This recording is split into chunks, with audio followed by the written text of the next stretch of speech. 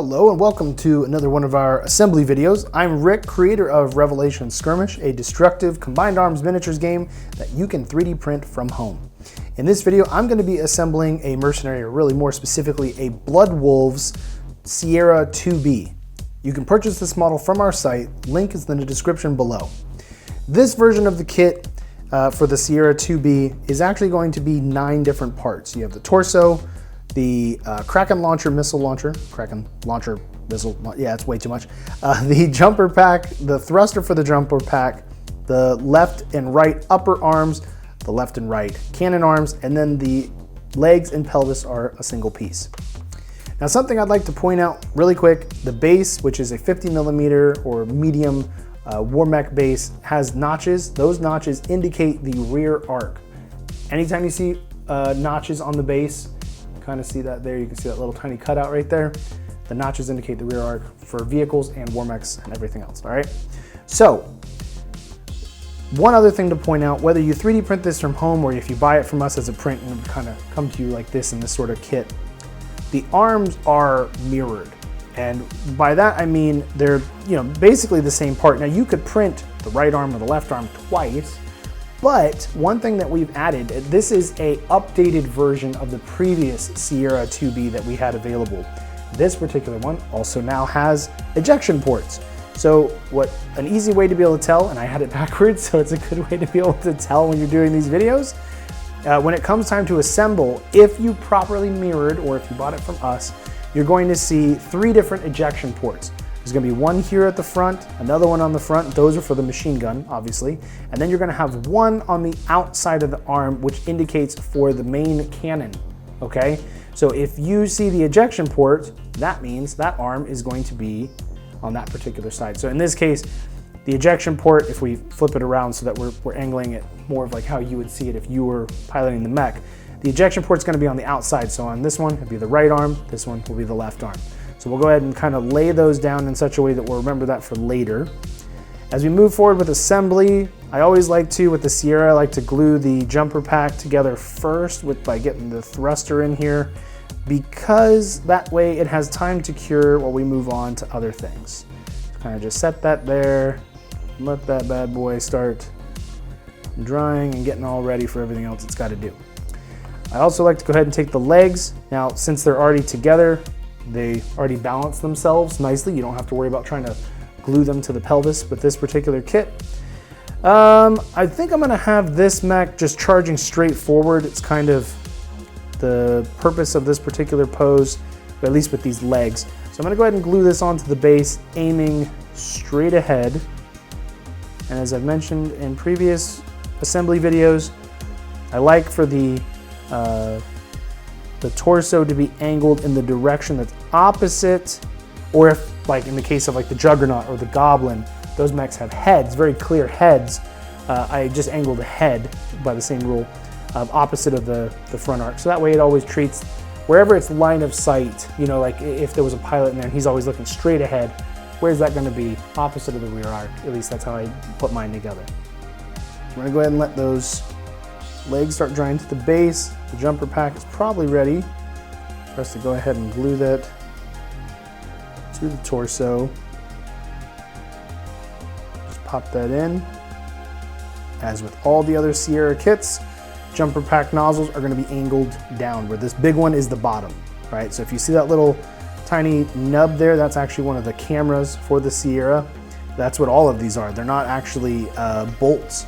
They're all cameras. So every time you see one of those little things on the back of the arms, on the back, all over the face, those are its eyes. Now when it comes time to paint those, you can either kind of paint those as cameras, you can paint them as eyes, you can do what you want. Normally, I don't want to draw attention to them on this particular type of model. I normally just blend them into whatever the color the armor is, but I've seen some other people do a little bit of other creative things and it turns out really cool. So, get that. Legs are pretty much ready. Let's go ahead and glue the torso on.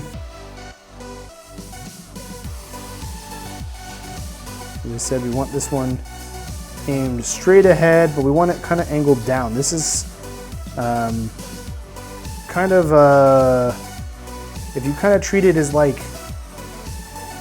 a big cat or a big, well, in this case, a walking bird, kind of about ready. It's found its target. It's kind of leaning in for the attack right before it lunges. So I want this Sierra H3V to kind of feel like that cheetah or that lion on the in Africa, about ready to strike some animal that's completely unsuspecting. Kind of have it leaning into the walk.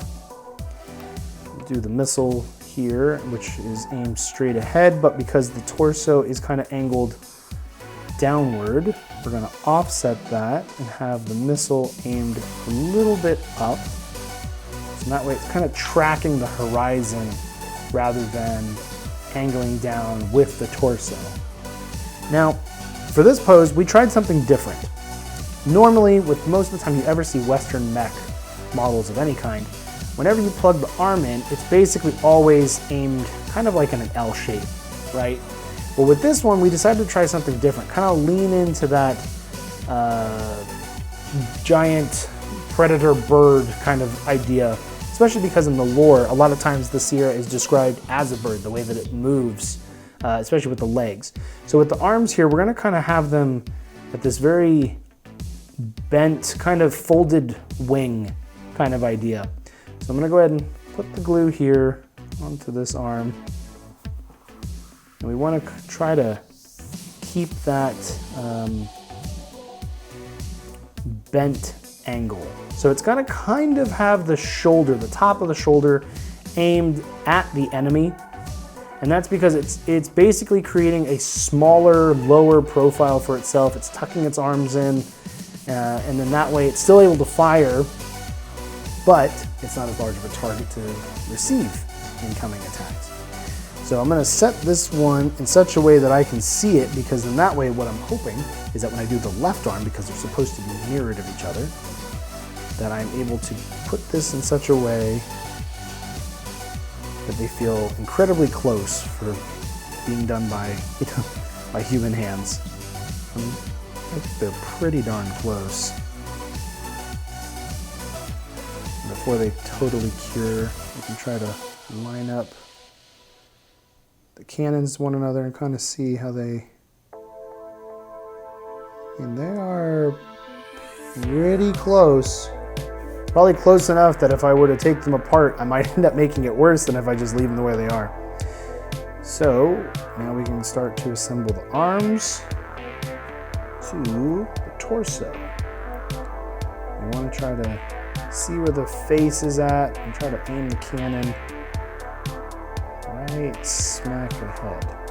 I don't want to be so quick that I make a mistake, but I also don't want to be so slow that it completely sets before I get the other one on, because I got it pretty much right where I wanted it. So there you go, Sierra H3V about ready to go out and lay a smack down on some enemies. So thank you very much for watching. If you'd like to purchase this model, you can click the link in the description, or you can go to our web store. Talk to you guys later.